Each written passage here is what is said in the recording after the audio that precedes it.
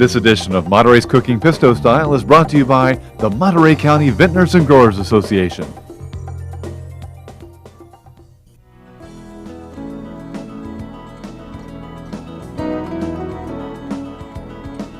Hi, welcome to Monterey's Cooking. I'm John Pisto, and I've got my friend John Rowley, and you know where we are?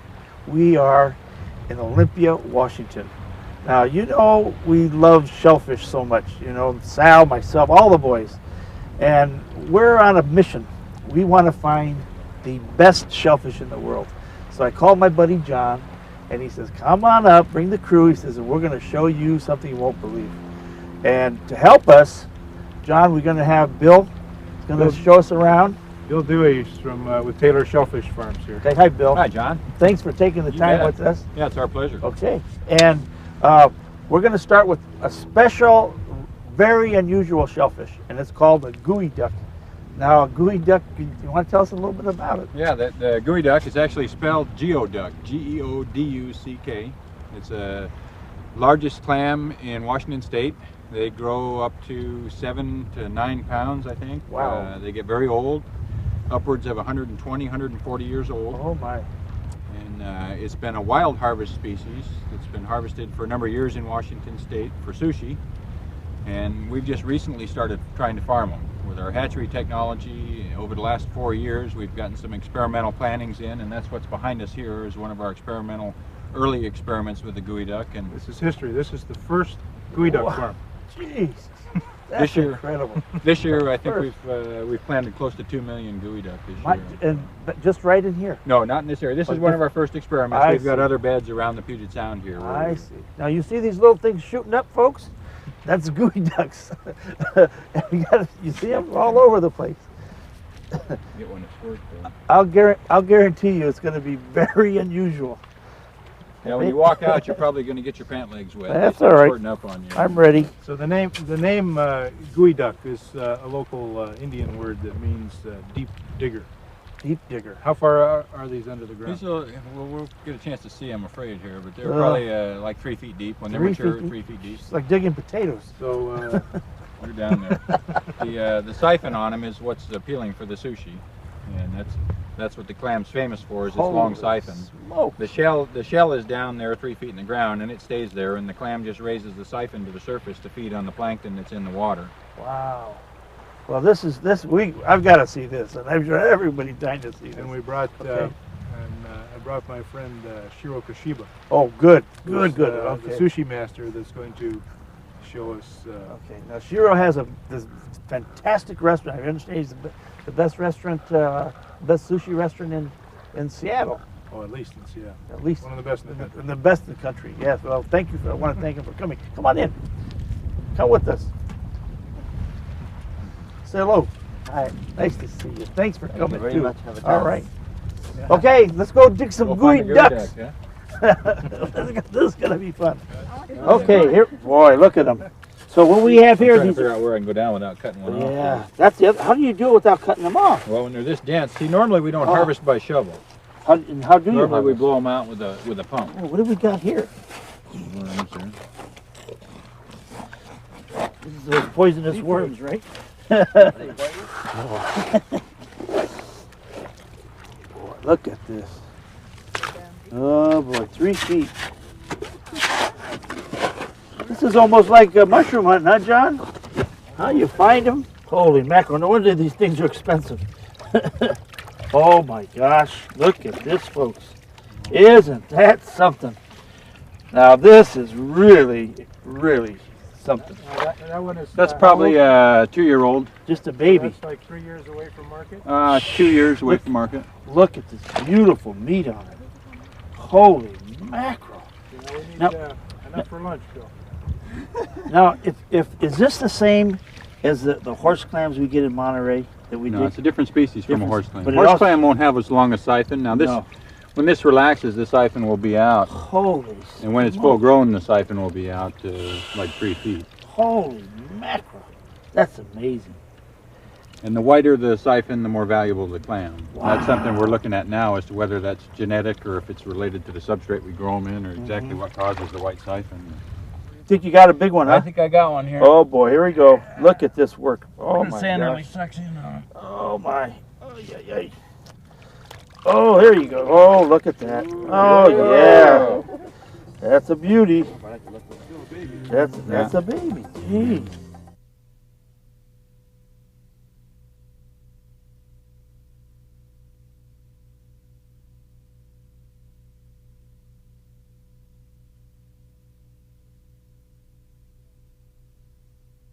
Bill, this is really one of the most fascinating shows we've ever done.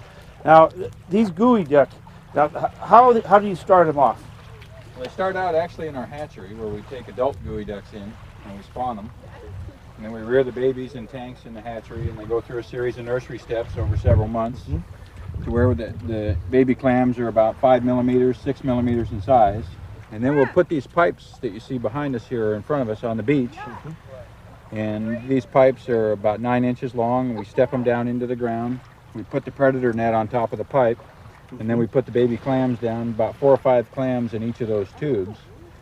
And then they'll grow there for about the first year, and then we'll take the tubes off, and that's what you were seeing behind me when we were walking up, is where we'd pull the tubes off. But this is to keep the predators from getting it. When they're real young like that, the predators, the crabs and birds and diving ducks can prey on them. How about the starfish?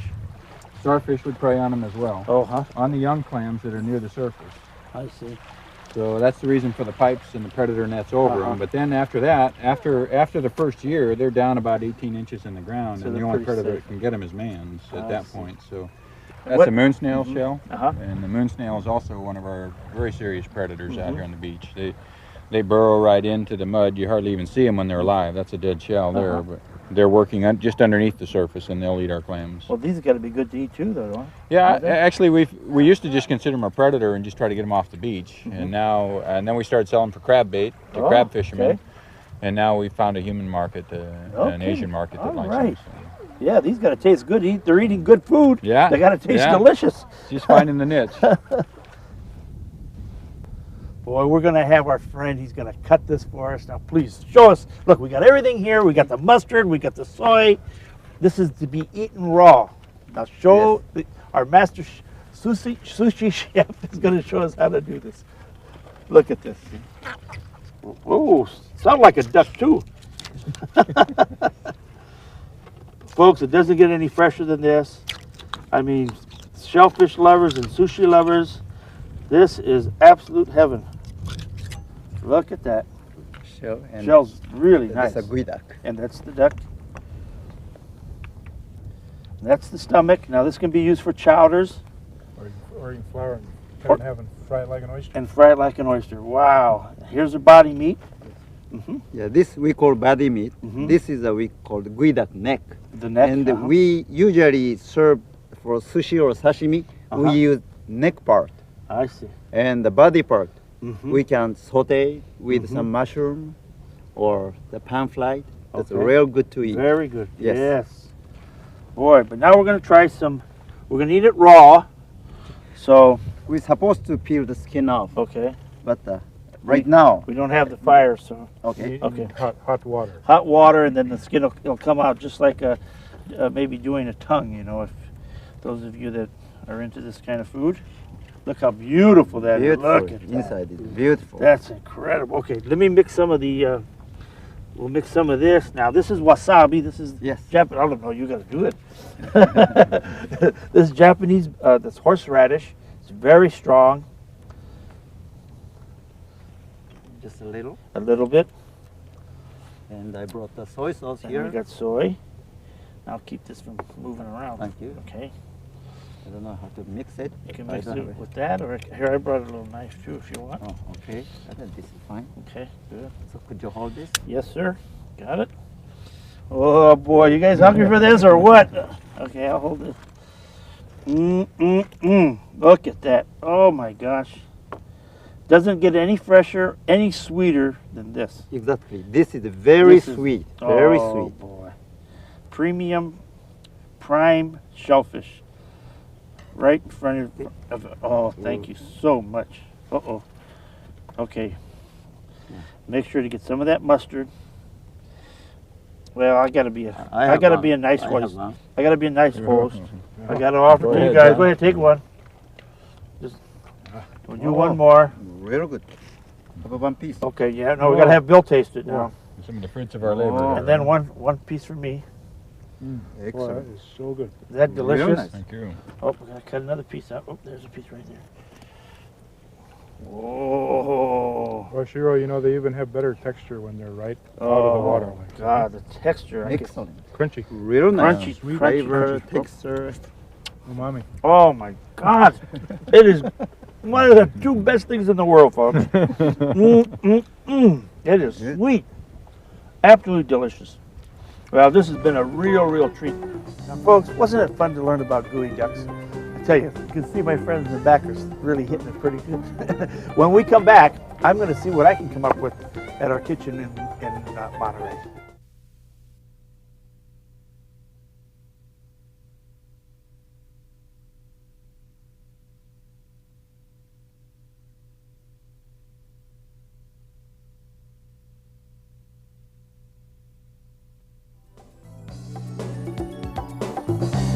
Folks, wasn't that a real interesting segment? You know, just again, that's just really thrilling to be out there.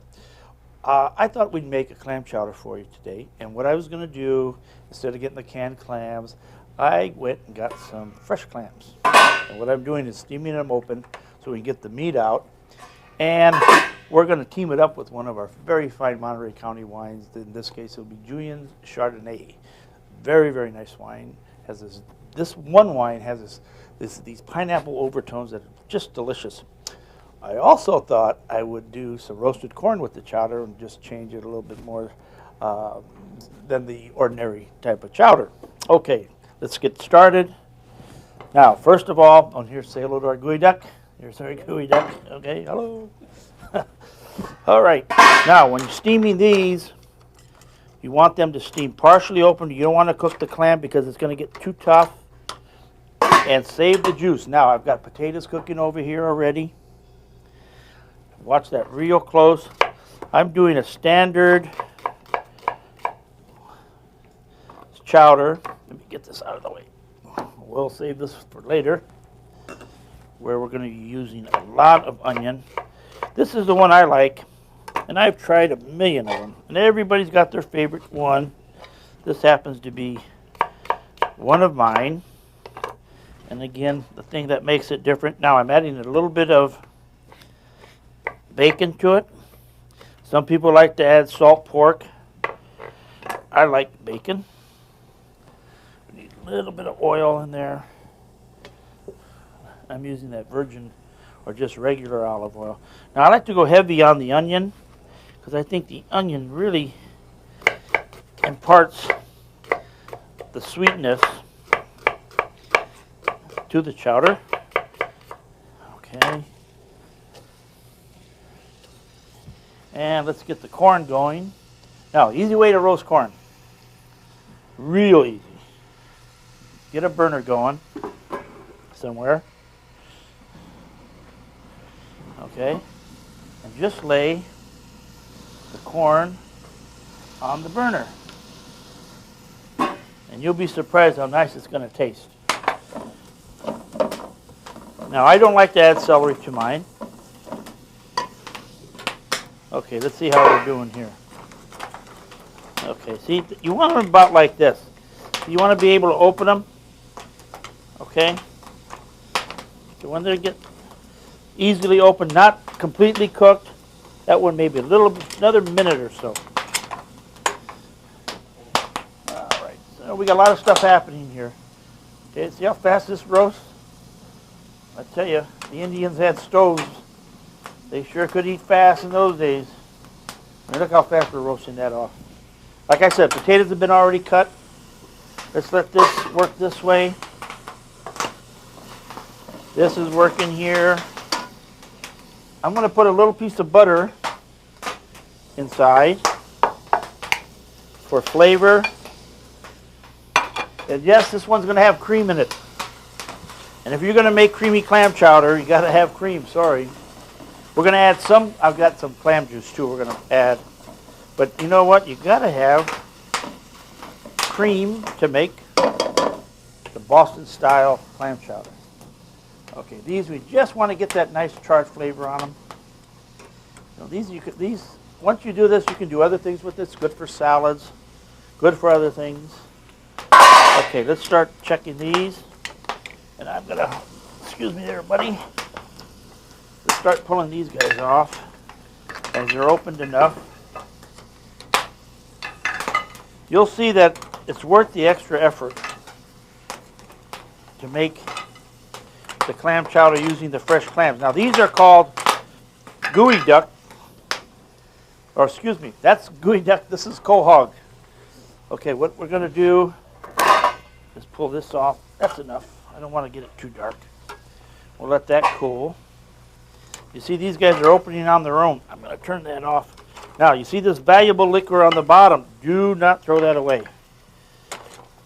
Now any clams that do not open, we assume they are not good, so just toss them. Remember I showed you how to test clams if they're good by knocking them. If they're real hollow, usually means they're dead.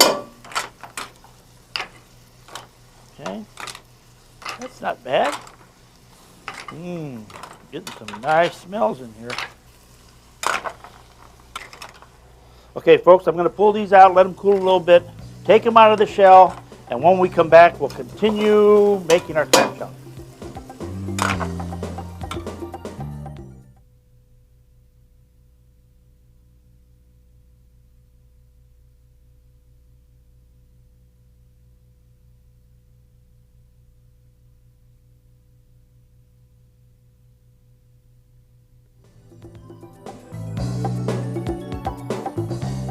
Okay, next step, folks. Flour. We're going to make a roux. Okay?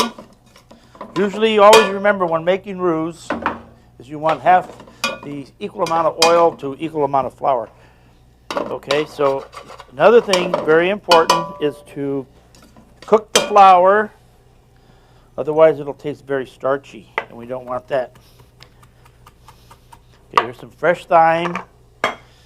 Add that now. We're gonna. Okay, while that's cooking, what I'm gonna do is we're gonna use this in there too. If you remember how the chef up there, how he cleaned this, and he ran that knife just down like that, and this peels right off. See that? Now this is very expensive. This cost us $15. This is a $50 clam.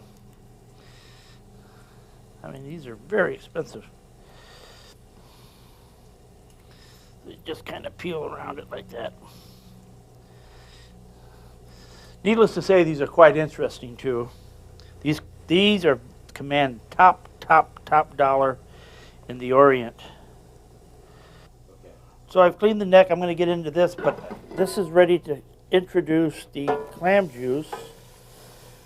All right. And be careful you don't burn this. This is going to be a little on the tan side. Okay, so now we want this to the flour and the juice to start thickening. You see how that's thickening up beautifully? Okay. Leave that on low heat. Now, this is we're going to save the body for something else, folks. We're going to use that for another purpose. Now, here's the roast corn. Now, you know the secret to making good chowder, folks, is you don't want those oysters or these clams to cook too much. So those are going to be the last thing we're going to add. So you see, this is going to give it a nice crunch. Okay, that's probably enough of that. Let's add that. Now we're going to add the cream. Now you can use half and half. If you're going to eat it quickly, then you could do half and half. If you're going to sit around, the secret to making good chowder is, sorry, got to use heavy cream. Good chowder has that cream in it. No two ways of getting around that. Again, you know what? Don't eat a lot of it. You don't have to eat a ton of it. And you don't have to eat it every day. Everything in moderation. Okay, in goes the siphon. Look at this. Now, we want to chop these up coarsely because I like to get nice big chunks of clam in my chowder. See this? Wow. Nice big pieces. There's a little work to this, but you know it's worth it. When you taste this, you're going to see how delicious this is. And again, we want to just kind of poach this, okay? Because you overcook those clams, they get tough like a rubber band. You ever eat clam chowder that tastes like they have rubber bands in it? They say, oh no, those are clams. Well, those are probably rubber bands.